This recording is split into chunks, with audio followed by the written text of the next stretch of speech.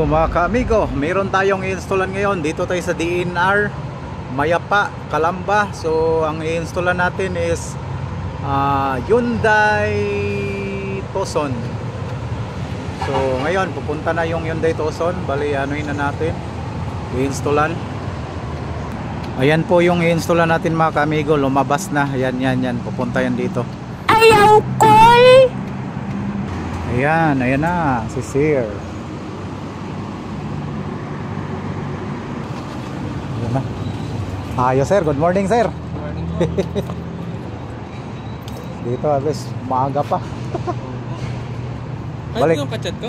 Si ano sir, si Mike. Sige po sir. Para baby po ng lockdown. Dito sa side lang na to. Kung mga to hindi na... Ano bang may ano, wala naman to problema sir no sa ano sir? Ha? Speaker. Speaker lang. Speaker lang to. Yung sa ano, kaliwat kanan sa likod sa Ito lang sa passenger side. Oo. Okay. Sa likod na ano lang yung meron. Sige, okay. So, ito yung pinaka head unit ni sir, pinaka original na stereo. So, ngayon mga ka-amigo, testing natin before tayo mag-ano, hiram ako sa sir. Testing lang namin sir. So, kailangan natin ma-check ng maayos lahat. Wala siyang ano, steering. So, ito walang steering control.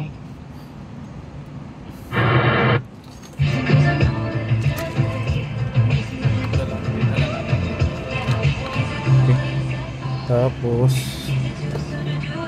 gumagana. Yan. May ilaw Bert? So umilaw? Umilaw?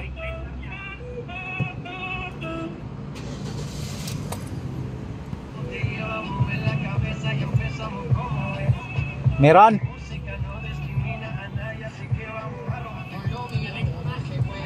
So chinik natin lahat mga ka-amigo, hazard, yung mga ilaw niya, tapos left and right, tapos ang reverse, may ilaw.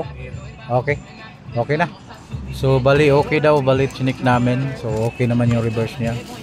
So ngayon, ayusin na natin. Babaklasin na natin mga ka-amigo. So ayan. So first step sa pagbaklas, then tapos yung ano natin, itong dalawang tornilyo na to, tatanggalin natin to. Anong nangyari dito? Mayroon tong ganito. So ayan mga ka-amigo, tinanggal na natin. Yan. So bawat tornilyo tinanggal natin sa itaas, yung tornilyo po dyan sa baba. So persa lang. Yan. Tapos yan, yun yung original na harness. So wala pang kinabit na ibang ano dyan. Hindi pa siya nilagyan ng modification. Plug and play lang to. Walang problema yan.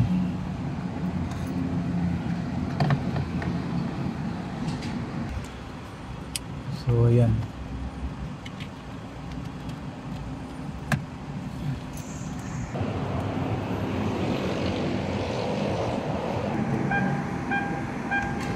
Bali, ito yung ilalagay natin mamaya. Bali, tinisting lang natin para magiging May laman to sir? okay yung gagawin natin. May laman po itong Hindi, ano yan? Bluetooth? Bluetooth lang. Testing natin mga ka-amigo. Well mga ka-amigo, na-ano natin, na-check natin okay yung mga speaker ni sir compare sa yung unang stock niya.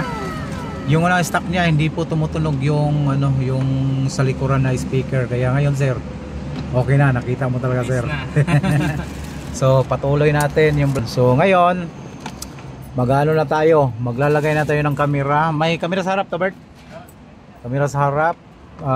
Lagay tayo ng USB niya at saka yung auxiliary. Susi ba sir? Oh. Eto, wait lang. Yan, okay na. Zero. Hindi, okay na po yan.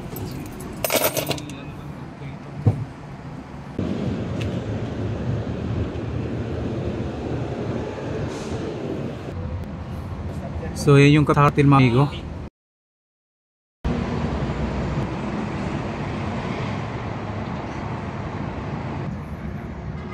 Yan na ang ilalagay natin mga kamigo. Yan yun. Kompleto Ricardos po yan. So right, so nalagay na natin yung GPS antenna. Then yung mga camera niya, yan.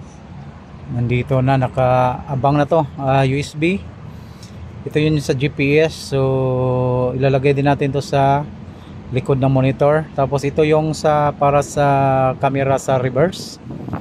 Then ito yung ito yung pinaka harness niya, plug and play. Walang putol-putol yan. Okay, ito po mga kamigo, idugtong natin to sa reverse niya. So dito tayo kukuha ito.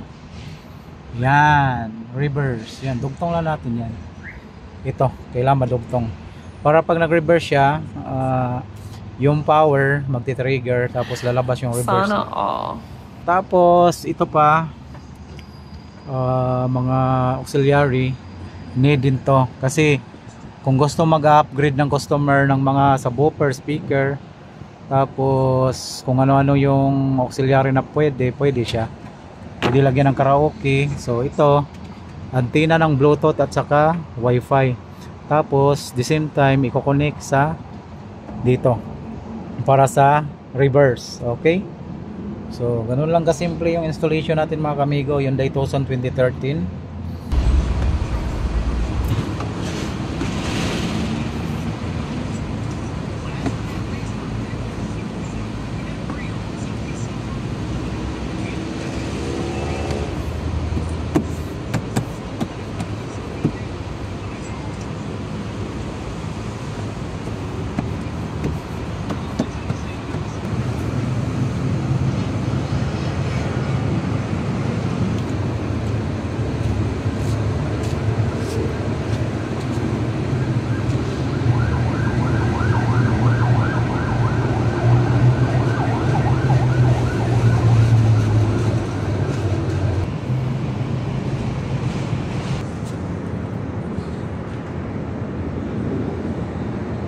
Amigo, okay na po lahat to. So ilalagay na natin siya. Same time matitest natin pati camera sa harap at yung camera sa likod. So ang ilalagay natin mga kamigo, ito na yon. Bali panibagong unit na po to ni kay sir.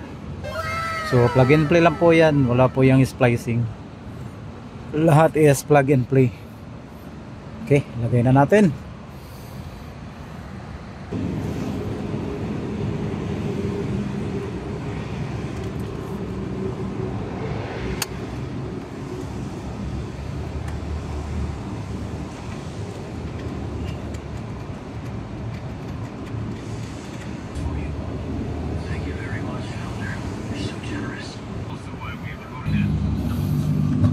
So ito na lahat mga ka-amigo. Bali na ikabit na natin. Yun. So testing lang muna to. Bago natin isasalpak, i-testing muna natin siya. So ayan mga ka-amigo, natapos na yung installation natin. So ito na siya, napakaganda.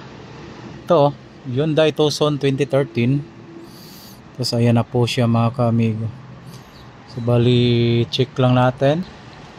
Okay, so ito yung camera sa harap. Ayan, okay na po siya. Pwede siya palitin. Pwede siya ilagay dyan kahit saan. So kompleto na siya sa apps. Meron na siyang Netflix. Meron na siyang Z-Link, CarPlay. Then pwede siya i-connect sa Wi-Fi hotspot. Pwede, car amplifier. Pwede ka mag-upgrade dito. Tapos mga ka-amigo, pwede din siyang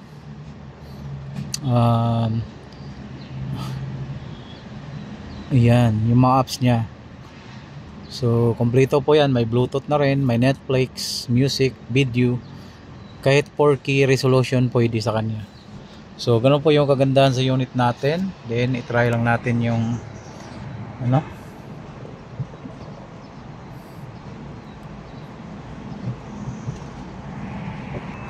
ayan mga kamiga, yung reverse niya.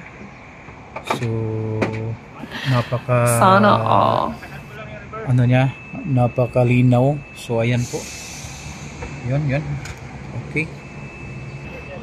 Okay, so natapos na yung installation natin. Okay na po lahat. So pasalamat tayo sa ating mga subscribers dyan, sa lahat ng mga nagtiwala kay Amigo Rolando. So salamat po sa inyo sa pagtitiwala. Dito tayo sa DENR Mayapa, Calamba. So salamat, shout out sa mga customer natin. Shout out din sa mga taga Batangas, lagi kami busog dyan. Shout out kay Paul, shout out kay Kibi Team, shout out sa lahat ng mga kaibigan natin. Binitchan, shout out sa inyo. Isabel, shout out. Lalong lalo na sa ating mga magagaling na YouTuber, si Daddy Frankie, si Mon Channel, si Kuya Raul, lahat kayo mga nagbibigay suporta kay Amigo Rolando. Shout out po sa inyo dyan. Okay, tapos na yung installation natin. Yun.